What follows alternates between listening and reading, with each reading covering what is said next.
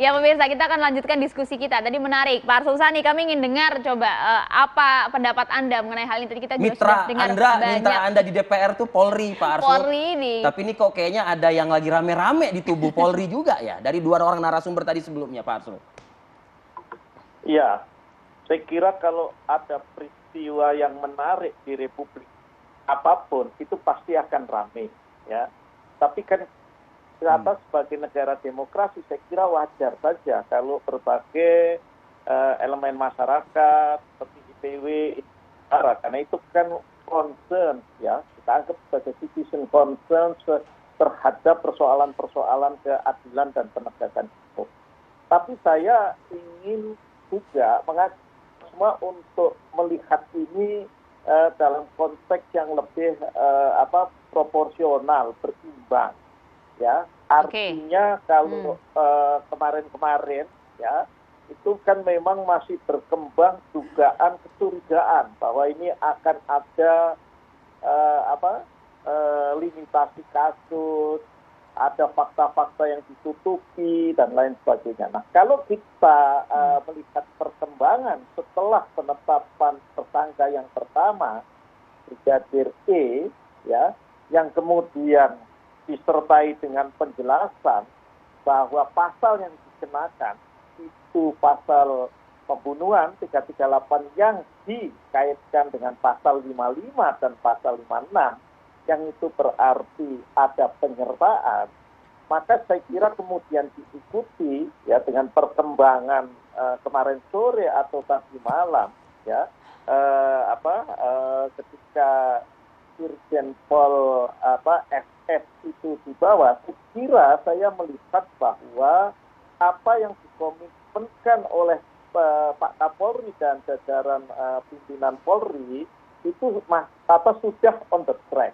Tugas kita memang ya, sekali lagi mengawal agar yang on the track itu tetap on the track, dan kemudian dua sisi penanganan kasus ini, baik yang dilakukan oleh Irsus maupun Timsus, yang Irsus itu tadi sudah disampaikan oleh Pak Wahyu, ya, terkait dengan dugaan pelanggaran etik profesi dan jabatan kepolisian, dan kemudian Timsus ini dalam konteks pro justisia, ya, untuk proses hukum secara pidana. Saya kira itu harus dikawal. Hanya kaminya, kami sering dikritikin kok nggak irit bicara soal kasus ini. Karena kita lihat hampir semua lembaga terkait sudah bicara. Bahkan ada kesan balapan, ya, dan kemudian out of authority, ya. Kita lihat teman-teman Komnas HAM itu menjadi sulit dibedakan dengan penyidikan pro justisia yang dilakukan oleh Densus atau Baris Polri. Padahal misalnya Komnas HAM itu mestinya arahnya hanya untuk menentukan penyelidikan dan penyidikan ada tidaknya pelanggaran HAM ini. Tapi kalau kemudian bicara detail sampai dari ini sampai dari waktu ke waktu itu menjadi overlapping, ya. Ini juga teman-teman LPS. Saya kira kita harus kawal, tetapi kita juga harus proporsional, dan jangan juga teman-teman di kelembagaan itu out of authority lah, ya, di dalam merespon kasus ini. Oke. Pak Arsul, kan kemarin kan kalau kita lihat memang tim sus juga sudah sempat memintai keterangan dari Irjen Pol Verdi Sambo dalam hal ini untuk melihat ada atau tidaknya dugaan pelanggaran pidana di sana. Namun kalau publik justru melihat kalau untuk saat ini justru pelanggaran kode etik yang lebih cepat ditangani, ya. Kemudian ada banyak spekulasi juga di publik bagaimana dengan nanti dugaan pelanggaran pidananya. Anda juga melihat hal ini tidak? Begini, ya, kan juga sudah disampaikan ada pilihan-pilihan, ya, bahkan pilihan yang saya kira sudah dijelaskan oleh Ketua Kompolnas, ya, Menko Polhukam Pak Mahfud MD, dua-duanya bisa bersamaan. Tetapi kan karena yang diperiksa ini satu orang, ini kan kemudian menimbulkan juga kesulitan kesulitan. Kan tidak mungkin dalam satu pemeriksaan kemudian pemeriksaannya itu dari sisi etik profesi dan jabatan kepolisian dan kemudian pemeriksaan dalam rangka pro justisia. Saya kira saya sangat percaya ya bahwa pimpinan Polri itu akan memproses semuanya. Tapi juga harus kita ingat yang namanya pemeriksaan dalam rangka penyidikan pro justisia ya. Ini kan basisnya juga akan sangat tergantung pada alat bukti yang diperoleh, termasuk keterangan. Jadi kita akan tunggu saja ya, karena ini dua-duanya akan berjalan secara beriringan ya Pak Arsul ya. Saya kira kita seperti itu. Kita perlu kesabaran sedikit lah ya, karena ini sebetulnya progres itu mulai terkomunikasikan dengan lebih baik dibandingkan katakanlah hari-hari sebelum itu. Baik, Pak, saya ke IPW lagi nih. Ya kita penting juga kan melibatkan banyak pihak. Dalam hal ini IPW yang ikut juga mengontrol ya, Pak Sugeng Teguh dari luar begitu, Pak Sugeng Teguh. Tidak punya kewenangan apa-apa IPW itu. Betul. Tapi kan setidaknya oleh lembaga DPR Anda disebut tadi oleh Pak Arsul tadi begitu ya. Tapi Pak Sugeng Teguh dengan mundurnya sejumlah kuasa hukum Baradae yang statusnya tersangka kan begitu ya, dan juga kalau kebetulan saya menyaksikan juga tayangan Indonesia Lawyers Club juga begitu ya di YouTube, itu memang kuasa hukum itu mengakui bahwa Baradae ini mengakui bahwa dialah yang melakukan eksekusi begitu kan terhadap Brigadir J. Lantas beberapa hari kemudian kuasa hukum ini mundur. Nah saat ini pun juga Verdi Sambo tengah diperiksa secara intensif di Makobrimob. Ini ada satu titik terang nggak bahwa ini akan bermuara, akan semakin terang dan akan semakin jelas kasus ini begitu loh? Ya, baik Mas Aris ya. Kebetulan saya itu penyusun kode etik advokat ya dulu 2002 ya. Nah, advokat mundur secara sepihak boleh karena salah satu alasannya adalah tidak tercapainya kesepakatan strategi pembelaan atau yang kedua kliennya tidak jujur ya. Jadi ada pernyataan tidak jujur. Yang mana yang tidak jujur? Kan sebelum menangani perkara advokat akan melakukan interview. Ketika di interview dia harus mengakui dengan jujur ya. Kemudian masih on the track ketika pemeriksaan pertama nih Baradae. Tetapi tiba-tiba merubah keterangannya ya. Mungkin tanpa konsultasi, mungkin tanpa mendiskusikan strategi selanjutnya, maka advokat ini boleh mundur, ya, artinya tidak jujur. Pertanyaannya ya, jadi yang disampaikan kepada advokat itu yang sebenarnya, yang pertama ya, atau yang perubahan itu yang sebenarnya. Tetapi dalam garis masa yang kita lewati ya, peristiwa ini kan penuh rekayasa ya. Ini penuh rekayasa. Jadi maksudnya saya menduga dari hal Pak Sugeng. Bagian yang mana nih Pak? Sudah ditangkap, sudah diperiksa 25 orang dan FS juga sudah diperiksa kode etik ya, menghalangi penyelidikan, merusak tempat kejadian perkara, menghilangkan barang bukti, menyembunyikan barang bukti ya, bahkan mengarang keterangan mungkin di sana ya.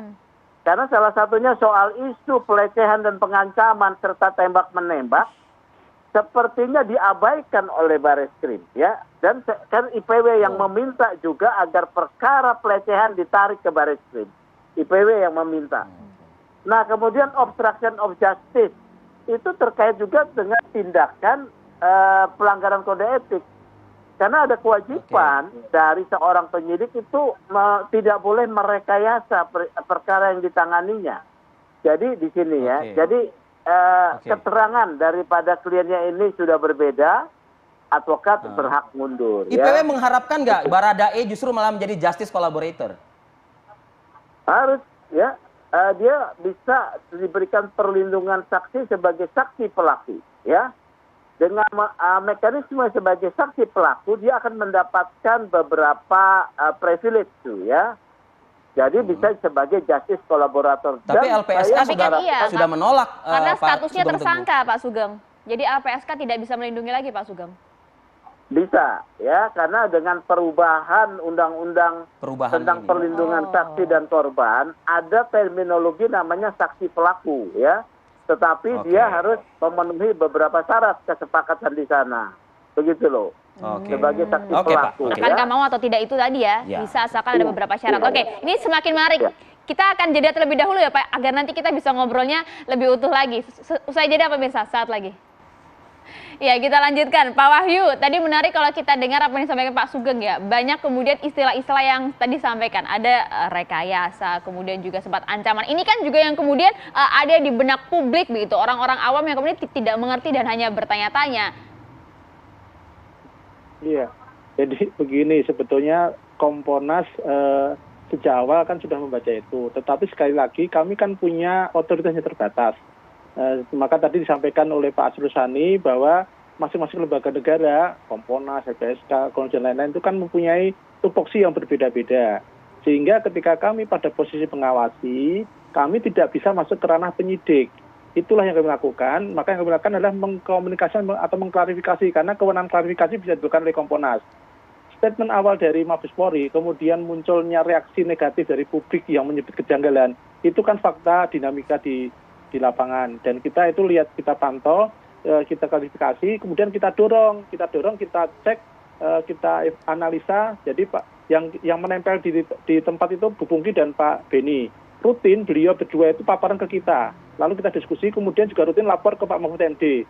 Terakhir hari Kamis kami rapat khusus membahas ini, mencari detail, menganalisa, dan salah satu kesimpulannya ada problem internal. Problem internal itu yang membuat, yang tadi Pak Sugeng sebut ada rekayasa, ada macam-macam, itu tidak bisa terungkap. Bagaimana ngatasinya? Problem internal itu harus dipotong. Bagaimana motongnya? Ya harus mencopot pejabat yang punya secara langsung. Apakah itu Kadipropam, apakah Pertamina, apakah Kasat Reskrim, semuanya dicopot semua. Dan begitu dicopot kan cepat sekali gerakannya ini. Langsung bisa efektif. Nah tentu nanti dalam perjalanan bisa saja. Ini sekarang kan sidang kode etik. Dan ini kelompok-kelompok yang mohon maaf mungkin sebagai pendukung atau loyalis dari Brigjen Sambo mungkin memberikan tekanan-tekanan, bisa saja. Nah, nanti kita evaluasi lagi, beri masukan kepada tim sus maupun tim Irsus, dan itu tidak semuanya oleh Kompolnas disampaikan secara terbuka kepada publik, tetapi kan efektif. Mohon maaf, termasuk otopsi ulang itu. Awalnya kan Polri juga menolak, walaupun desakan dari luar banyak. Itu kami juga melakukan dalam dorongan, tetapi tidak ke publik semua. Artinya kami memang mengawal sesuai dengan arahan Bapak Presiden, dan itu kita lakukan tahap. Semoga dengan progres yang signifikan ini bisa nanti menunjukkan hasil-hasil yang diharapkan oleh publik. Jadi yang disebut oleh Pak Sugeng tadi, kita sudah baca, hanya karena kita punya otoritas terbatas, kita nggak mungkin bicara itu kepada publik. Tetapi itu kita bisa masukkan ke Polri agar proses ini berjalan. Siap. Ya. Oke. Pak Sugeng Teguh, Pak Arsul Sani, saya sepakat ya Pak Sugeng Teguh, jangan sampai ada pembaharuan penanganan kasus ya Pak, dengan mundurnya kuasa hukum, Pak Ferdi Sambo juga sudah di Makobrimob. Nah, kita lupa nih Pak dengan yang namanya ada dugaan pelecehan juga dan penyebab kematiannya dari Brigadir Joshua ya Pak Sugeng Teguh. Nah, sama juga dengan adanya kisruh atau mungkin polemik soal perebutan. Waduh ya kan. Kalau masyarakat Pak katanya tuh istilahnya tuh katanya ada konflik internal Pak untuk mencapai posisi lah begitu. Komentar Anda Pak Sugeng Teguh. Ini ya IPW ada agak kesamping sedikit ya.